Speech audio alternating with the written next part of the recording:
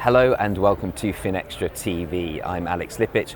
You join us at Money2020 here in Amsterdam, and I'm very pleased to be joined by Moish Weingarten of EconPay. Thank you so much for joining us, Thanks Moish. for having me.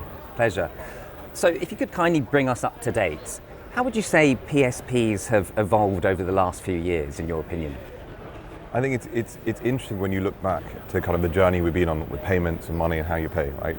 Back in the 60s, before you had card payments, there were banks and money was moving within it. Then card payments came along, the need for processors and other services, eventually then the schemes and the payments. And then things begin to accelerate, right? It's an acceleration curve coming into the noughties, the birth of e-commerce. And then all these banks and kind of card payments needed to access this digital world. And there you kind of really see the birth of what we call gateways, and there were some great players in that space, and they helped connect these, well, they were beginning to become legacy systems into the digital e-commerce world. So you kind of had layers building on layers on top of the banks, and eventually around 2010, so the end of the noughties, you see the emergence of full stack, next generation PSPs. So they bring all these layers vertically within the same stack, purpose-built processing platforms, gateways, and themselves acquirers, purpose-built for the internet, for digital commerce. And it's been a really, really interesting journey to that point. And I think it's very distinct, the kind of players have been purpose-built for digital commerce compared to maybe more traditional banks, and how they've had to evolve and with the times and the consumer behaviors. Really, you mentioned how interesting the journey's been. What about challenges? Have there been challenges along that way within that journey? There have definitely been challenges. I'm not sure if I'd call them challenges, but I think evolution is driven by change. Sure. And change is natural. I don't know if you'd call that a challenge. Right? It's a good thing, I think. And if you think about it, the whole evolution to full stack providers was driven by the birth of the internet. Challenge, opportunity, call it what you will.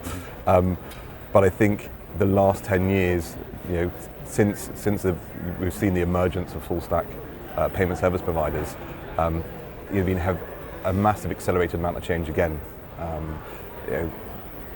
E-commerce has enabled businesses to sell globally, right, which has brought in the need to really take payments locally within each market, or be able to use the local payment methods within it.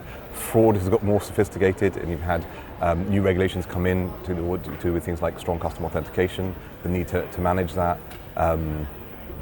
You've had orchestration come in because merchants now, one full stack provider is not enough, or you need multiple in multiple markets, or you need fallback or resilience to be able to retry across them. There'd been emergence of new ways of paying in the digital world. So open banking is a great example of that. Cutting out card payments, but allowing people to pay from their bank account directly, where traditionally in the physical world they use cash. That's now coming to the digital world. How do we service that properly?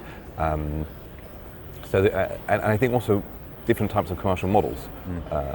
So consumers think about credit differently, and you've seen buy now, pay later emerge as an alternative to credit cards.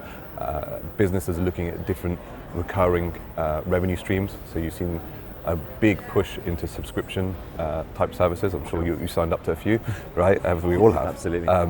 And all these things need to be managed and need to be automated and controlled, and challenges or opportunities, but they're things that we need to cope with and factor in for businesses. Thank you for sharing the interesting insight there, and you've identified quite a lot of challenges, and of course that means we need solutions as well. So moving forwards, looking as best we can into the future, what do you think's next for PSPs? So I think to predict the future, it helps to look back, right? So the emergence of full stack providers came from the need to bring all the layers together. You had processing and gateways sitting on top of the banks, and a full stack provider brought it together, and that brought immense benefits in terms of the ability to innovate and kind of across the platform, the ability to produce better data for merchants, because to remove data degradation, moving across multiple third parties, to improve authorization rates, being able to submit it into the bank. So there's recognized benefits of moving full stack. But all the things that I mentioned before, all those challenge or just the evolution and changes that have happened around payments have been met by new players that are now dedicated open banking providers, that are now dedicated orchestration players, subscription management providers, etc., all now coming in as new layers on top of what were the next gen providers. And so if you follow the pattern, from my perspective, the next evolution is a full stack which brings everything back within it. So it resets it back to 0, 0, 0, 0, and puts it all back within the stack. And so I think that's natural. I think we can begin to see it. I think there are PSPs who've bought orchestration providers, let's say, but they're still sitting outside the stack. And I think if you actually look at the benefits of bringing orchestration within the stack, within the stack, open banking within the PSP, subscription management, and all these things, they're benefits for the merchants in terms of economies of scale, cost optimization, reduction of points of failure and friction, and all these kind of things within it. I think there are certain business models that struggle to be standalone, sure. So they've emerged to fill a gap because payment service providers, still 10 years behind.